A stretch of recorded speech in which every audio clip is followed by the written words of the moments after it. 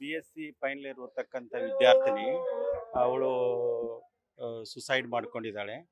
ಅವಳು ಅವಳ ಊರು ಒಡ್ಡಮೂರಿ ಹತ್ತಿರ ಕಟಾಬಳ್ಳಿ. ಕಾವೇರಿ ನಾಯ್ಕ್. ಏನು ರೀಸನ್ ಗೊತ್ತಾಗಿಲ್ಲ. ಸಂಜೆ 4 ಗಂಟೆಗೆ ಹೋಗಿ ಅಡುಗೆಯವರು ಬಾಗ್ಲ ಬಡಿದಾಗ ಅಲ್ಲಿ ಬಾಗ್ಲ ತೆಗ್ದಿಲ್ಲ. ಅವಾಗ ಗೊತ್ತಾಗಿದೆ.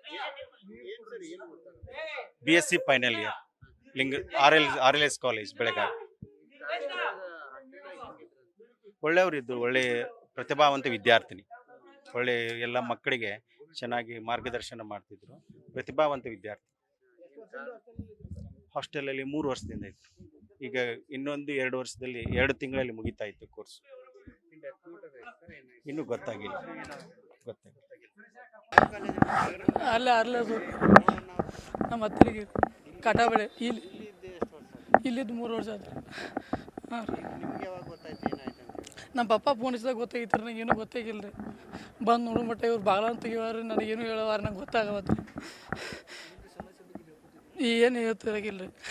ಅದ ನಿನ್ನೆ ಎಕ್ಸಾಮ್ ಮಾಡೋದು ಉದ್ಕೋ ಹಂಗೆ ಹಿಂಗೆ ಅದು ಅಷ್ಟೇ ಬಿಟ್ಟರೆ ಅಂದ್ಬಿಟ್ರೆ ಏನು ಹೇಳ್ತಿರಾಗಿಲ್ಲ. ನನ್ನ ಬಾ ಎಲ್ಲರೂ ಮಾಡಿ ಚಲೋನೇ ಇದ್ದೆ ರೀ. ನಮ್ಮಕ್ಕ ಬರ್ತಡೇ ಐತೆ. ಎಲ್ಲ ಎಂಗೇಜ್ಮೆಂಟ್ ಆಗಿ 3 ತಿಂಗಳು ಆಗಿತ್ತು.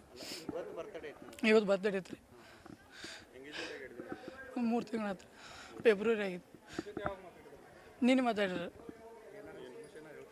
ನಮಗೆ ಪಪ್ಪಾಗನೇ ಇದೆ. ನನ್ನ ಜೊತೆ ಚಲೋ ಮಾತಾಡ್ರಿ. ನಾವು 4 ಮಂದಿ.